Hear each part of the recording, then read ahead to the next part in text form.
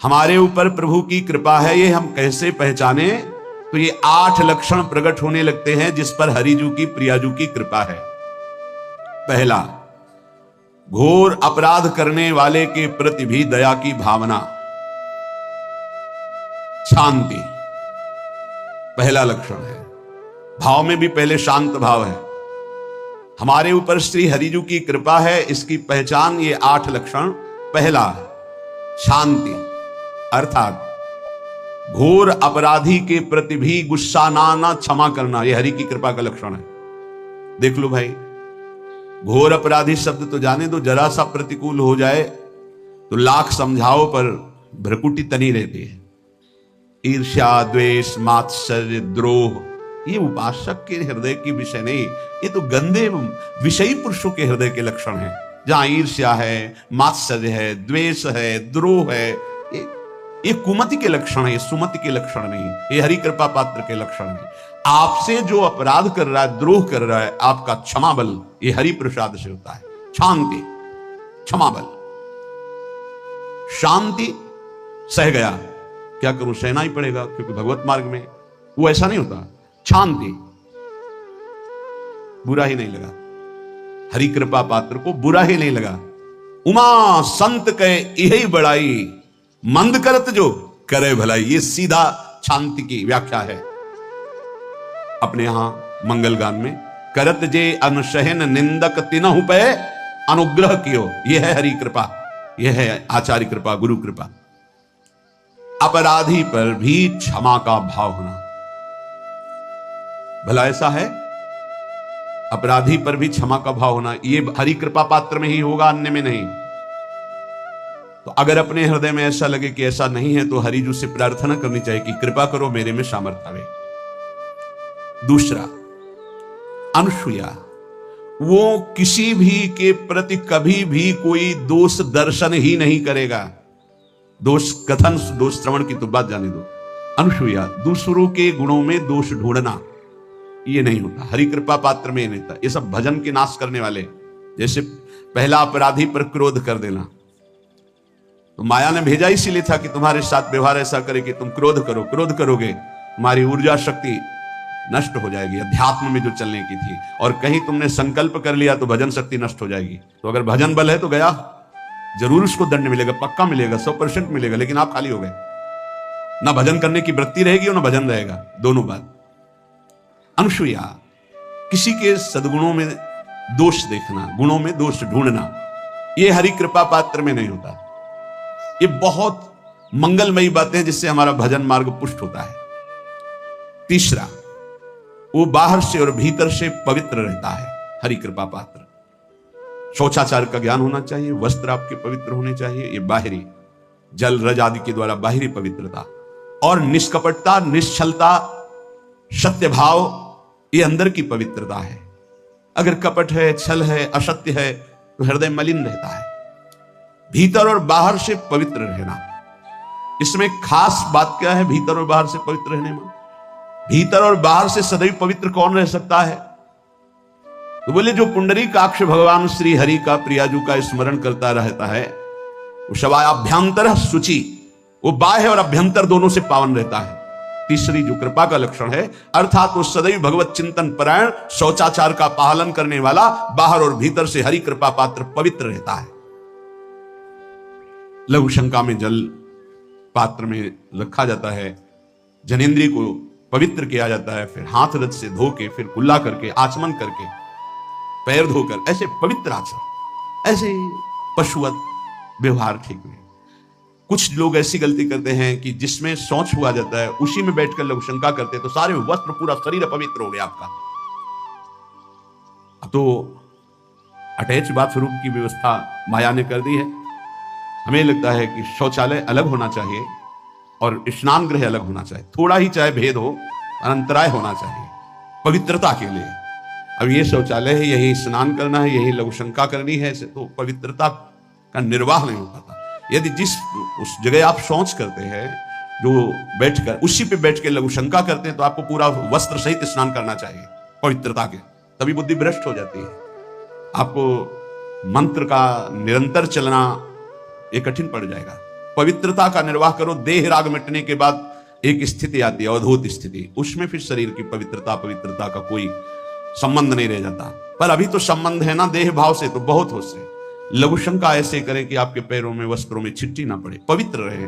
हर समय हमें पवित्र मंत्र जपना है, नाम जपना है, श्री की सेवा में रहना है। बहुत जल्दीबाजी खड़े खड़े लघु शंका की छिट्टी आप पड़ रही बस ऐसे चल दिए, वो पशुवत आचरण भगवत मार्ग में नहीं चल पाओगे।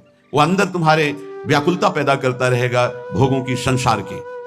शौचाचार का बहुत बड़ा फल है, शरीर राग छूट जाएगा। ये बात समझ लो, शरीर राग छूट जाएगा। शरीर संबंधी पवित्रता शरीर राग छुड़ा देती है, आंतरिक रहस्य है ये। चौथा,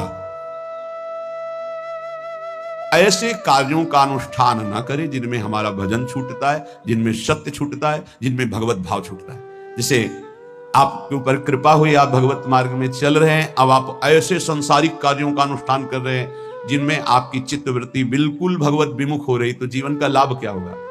लाभ तो है भगवत स्मरण सहित। इसी की मानो टीका है, छठदम सील विरत बहु कर्मा, निरत निरंतर सज्जन धर्मा। शीलवान और ऐसे कर्मों से विरत जिनसे भगवत विस्मरण होता है, जो सज्जन पुरुषों के द्वारा धर्मानुष्ठान होते हुए उन्हीं का अनुष्ठान, ऐसे कर्मों में ना जाए जिससे भगवत विस्मरण होता है। यह कल एक ने प्रश्न किया कि मैं खाता तो नहीं लेकिन मांस की दुकान में मांस बेचता हूं, होटल आदि, क्या उचित है? ये उचित कैसे हो सकता है? तुम और भी तो व्यापार कर सकते हो। जरूरी है धर्म का पालन करने की इच्छा करते हो, धर्म आचरण करते हो, ऐसा नहीं। तो विरत बहुकर्मा, उन कर्मों से हमें विरत रहना है जो हमारे धर्म के विरुद्ध है, जो भजन के विरुद्ध है। हरि कृपा पात्र ऐसे कर्मों का अनुष्ठान कर ही नहीं सकता। और शारीरिक श्रम इतना जिससे हमारा भजन का तार ना टूटे। जब भजन का अभ्यास किया जाता है तो हर कार्य को सुचारू रूप से करते हुए एकाग्रता भजन में रखी जाती है। हम वो कार्य जल्दी से कर ही नहीं सकते जिसमें भजन छूट जाए और कार्य पूरा हो। नहीं, हम कार्य करेंगे, हमें छोड़ दीजिए, हम अपने चिंतन से युक्त होते बिल्कुल कार्य करेंगे। जैसे कई साधक हैं, उपासक हैं, बड़े अच्छे उपासक हैं, उनको आप कार्य दीजिए कि आप पानी गर्म कर दीजिए, पात्र बहुत सुंदर साफ होगा, पानी बहुत, लेकिन आप कह दीजिए कि 5 मिनट में गर्म करके ले, तो उनसे असंभव नहीं होगा। छोड़ दीजिए उनको, वो मतलब ऐसा कार्य करेंगे प्रशंसनीय, पर वो समय से। उनका एक सिद्धांत है, बहुत अच्छा लगता है, अपने को पता है इससे जल्दीबाजी नहीं होनी। पात्र मार्जन करना है, छोड़ दीजिए, आप उसको टोकिएगा नहीं, आप जल्दी मांझ के, उससे नहीं होने वाला। वो तनिक भी दोष नहीं रहने देगा पात्रों में, पर समय दीजिए, आराम आराम शुरू कर। हमें अच्छा लगता है। भगवत चिंतन परायण उपासक की यही वृत्ति होती है।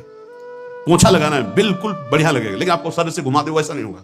आप छोड़िए और जाइए, हटिए, और वो अपने ढंग से लगाएगा और एकदम क्लीन करके। यही उपासक का लक्षण होता है। जो कार्य करेगा सांगोपांग करेगा, पर वो बहुत मस्ती से होगा क्योंकि उसका भगवत चिंतन चल रहा है। अधिक ऐसे जिससे हमारा चिंतन छूट जाए, थोड़ा संयम में आना चाहिए। ये भगवत कृपा पात्र का लक्षण है। अपने भजन का फल देखना भगवत कृपा पात्र की, सबको प्रदान कर देना। हिम्मत है, अपने भजन, इतनी मेहनत से किया हुआ भजन, भजन होने के बाद हे प्रभु इस भजन का फल हो, सर्वे भवन्तु सुखिना सर्वे सन्तु निरामयः। यहां तो कहते महाराज एक माला रोज आपके लिए करता हूं कि आपकी बीमारी ठीक रहे, तो शेष किसके लिए करते हो प्रभु? शेष अगर इष्ट और गुरु के लिए तुम्हारा है कि एक माला करते तो फिर इतनी माला करते तो हमें क्या होगा? सब आपको दे देंगे तो हमें क्या होगा? तभी भजन का रास्ते नहीं जाना। सबके मंगल के लिए अपने भजन को समर्पित कर देना। देखो भाई भजनानंदी, भजन में अरुचि होने लगेगी? नहीं होने लगेगी। सुबह से शाम तक पसीना चुआए हम और भजन का फल दे दे सबको, तो इसका रहस्य बताते हैं। सबको जे भी कहा सर्वे भवन्तु सुखिना, तो सर्वत्र विराजमान भगवान वही पलट कर अनंत रूपों में आपके ऊपर बरस पड़ेंगे। ये आंतरिक रहस्य है। हमने जो भजन किया वो एक सीमा में था, जब हमने संपूर्ण विश्व को दे दिया तो असीम बनकर वापस हुआ। ये भाव न समझ में, अगर ये भाव न कहे तो एकदम लगे हम अपना भजन क्यों दे दें सबको? उस सर्वात्मा में विराजमान जो हमारा प्रभु है उसी को समर्पित कर, सर्वे भवन्तु सुखिना। तो वो सब पलटकर सब जगह से वापस आया, सबका आशीर्वाद आया और वो महान बनता चला गया। ये लाभ है, आंतरिक लाभ है।